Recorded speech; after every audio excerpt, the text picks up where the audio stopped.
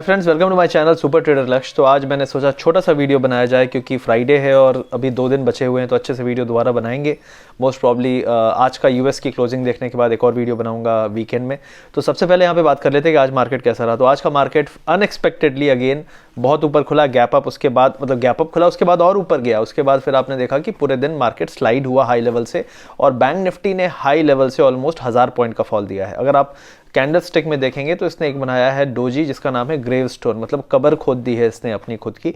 अब एक प्रॉब्लम ये है कि कोई भी बाउंस आएगा तो उसमें सेलिंग आने की ज़्यादा चांसेस हैं। उसका रीज़न ये है कि जो लोग आज फंस गए हैं वो मोस्ट प्रॉब्ली हर बाउंस पे एग्जिट करेंगे।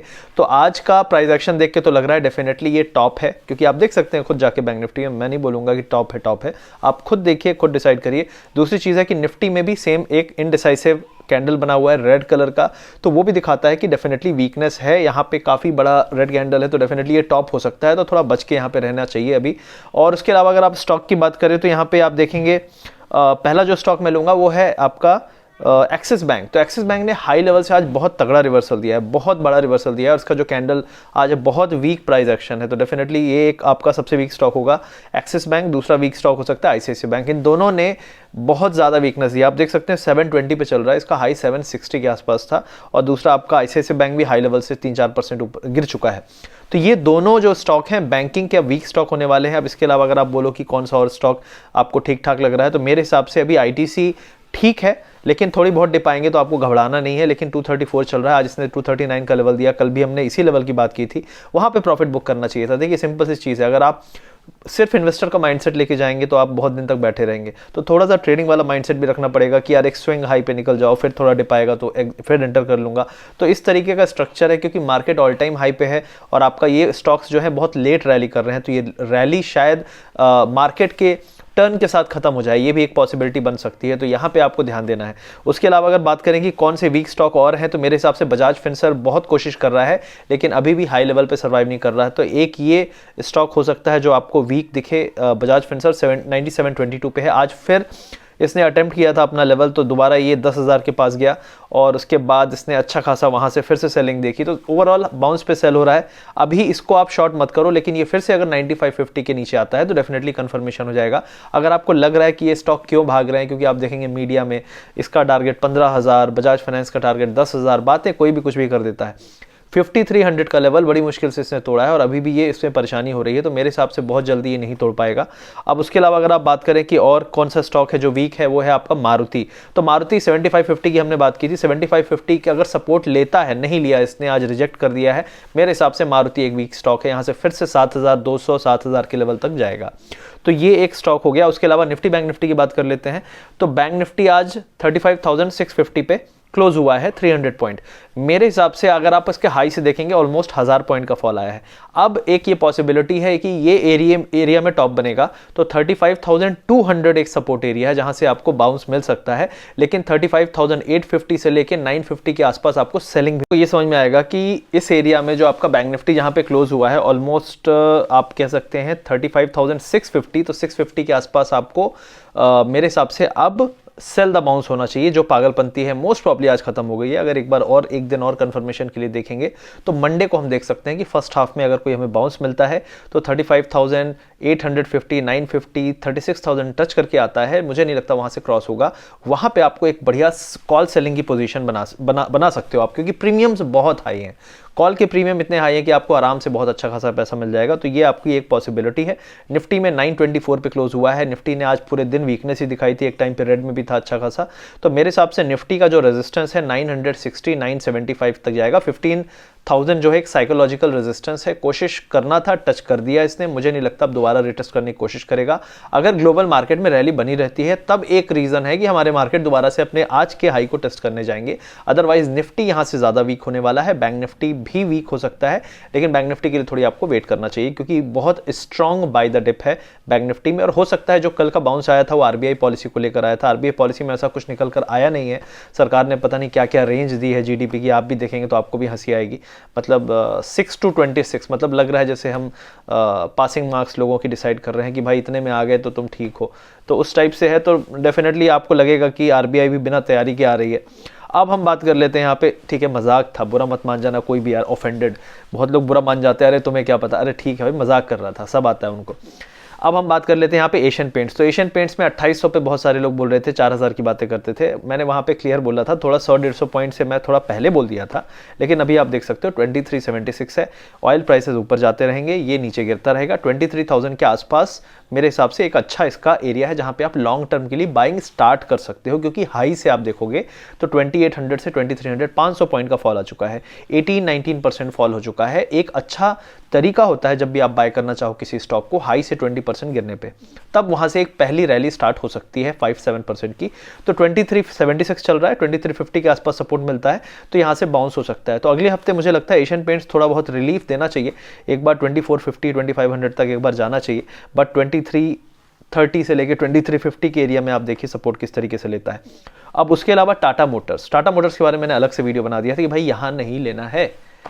देखिए आपके पैसे बच जाएं, वो भी मेरा एक बहुत बड़ा मेरी सफलता रहती है, मेरा काम रहता है कि यार थैंक गॉड आप बच गए। आपको इस चीज़ पे बुरा लगता है कि यार इसने मुझे जल्दी निकलवा दिया, मैं तो करोड़ों कमा लेता। किसको पता था, भगवान हो क्या, आपको पता था? नहीं पता होगा। टाटा मोटर में क्यों? क्योंकि दिख रहा था प्राइस एक्शन की यहाँ से एक डिप मार सकता है, अभी डिप आ गया, अब आप ले लो ना, तो आपको 20-25 रुपए बच गए, बस ठीक है। कम से कम वहां लेने पे जो पछतावा होता अभी कम होगा, राइट?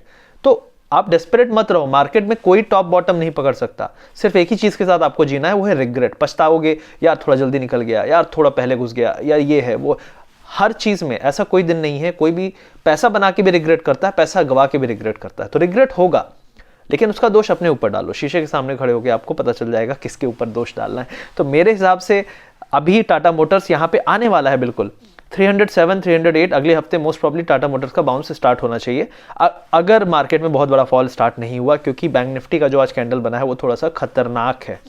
अब इसके अलावा बात करें तो भारतीय एयरटेल टेक्निकल डिप है, कोई बहुत बड़ी डिप ऐसी नहीं है कि पूरा सब कुछ बदल देगी। 580 करंटली है, अगर ये 565 के ऊपर ही रहता है तो कोई दिक्कत नहीं है। लेकिन आईसीआईसीआई बैंक में 600 के लेवल और 580 तक के लेवल आ सकते हैं, क्योंकि बैंकिंग में बहुत ज़्यादा फ्रॉड है, बहुत ज़्यादा लोग एग्रेसिव हो रखे हैं। तो मुझे लगता है कि अगर बैंक निफ्टी यहाँ से रिवर्सल हुआ तो बैंक निफ्टी बहुत बड़ा फॉल देगा, क्योंकि आपने देखा 7000 पॉइंट का रैली आया है। 7000 में एटलीस्ट 2000 पॉइंट चला भी जाएगा तो ये बुल रैली कंटिन्यू रहेगी। तो 2000 पॉइंट कितना होगा आप सोचो, आज हाई से 1000 पॉइंट इसने गिव अप कर दिया और 1000 और गिव अप कर देगा तो 2000 हो जाएगा, राइट? तो इस तरीके से मेजरमेंट की मैं बात कर रहा हूँ कि 2000 पॉइंट का डिप आ भी जाएगा तो कोई बड़ी बात नहीं है।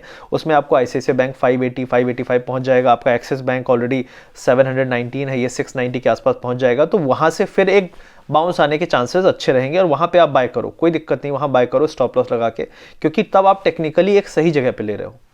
अब यहाँ पे एक और चीज़ है, मैं बात करना चाहूँगा कि जो है आईटीसी के बाद आपका एक और स्टॉक है जो पागल की तरह अभी भाग रहा था, वो है आपका यस बैंक। तो यस बैंक में सर्किट लिमिट रिवाइज हुई है, लेकिन उसके बाद भी इसको कुछ ज़्यादा बूस्ट नहीं मिल रहा है, 16.9 पे है, लॉन्ग टर्म वालों को टेस्ट करेगा। मुझे लगता है 22 जिस दिन ब्रेक करेगा उस दिन 25-27 से पहले नहीं रुकेगा, लेकिन वो कब ब्रेक करेगा उस दिन का सबको इंतजार है, तो थोड़ा और इंतजार करना पड़ेगा। लेकिन ओवरऑल प्रॉब्लम नहीं है, 15 के आसपास लोग बहुत नर्वस हो रहे थे, अभी 17 के आसपास हम आ गए हैं, तो टेंशन वाली बात नहीं है। नई एंट्री मेरे हिसाब से इस स्टॉक में मत करिए, बहुत सारे स्टॉक अट्रैक्टिव हो रहे हैं, एशियन पेंट्स इतना अच्छा स्टॉक है, अट्रैक्टिव हो रहा है, 20% कम में मिल रहा है, तो आपको मूव बहुत जगह मिल जाएगा। लेकिन यहाँ पे आपको लगेगा कि यार मैं कर लूँ, कुछ कर लूँ, थोड़ा कमा लूँ, लेकिन आप फंस जाओगे, क्योंकि ये पेशेंस वाला स्टॉक है, अगर पेशेंस है तो घुसो। दूसरा, अगर थोड़ा और आपको एंटरटेनमेंट चाहिए और बहुत एडवेंचर चाहिए तो टाटा मोटर्स आ रहा है बाइंग एरिया में, उसको आप ट्राई कर सकते हो। 307, 305 तक में आपको मुझे लगता है सपोर्ट मिलना चाहिए, लेकिन वहां पे सपोर्ट मिलना चाहिए, अगर नहीं मिला तो आपका स्टॉप लॉस 295 है, जिसको आपको लगा के रखना है।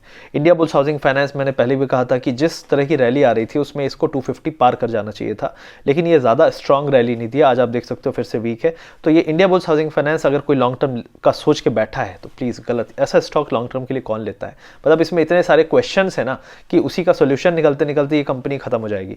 DHFL ऐसी कंपनी है जिसका शाहरुख खान ऐड करता था, बहुत बड़ी कंपनी थी, अभी आप देखो कितने रुपए की बैंकरप्ट हो चुकी है।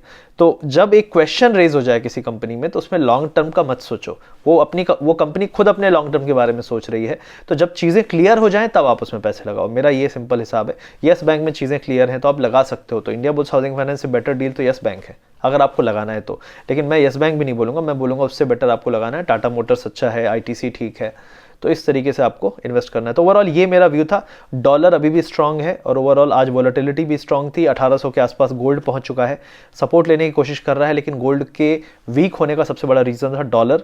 और मुझे लगता है अगर डॉलर इसी तरह स्ट्रांग हुआ तो गोल्ड बहुत ज़्यादा ऊपर भी नहीं जाएगा, बहुत नीचे भी नहीं जाएगा। लेकिन कोई फिजिकल गोल्ड लेना चाहते हो तो मेरे हिसाब से ये अच्छा एरिया है।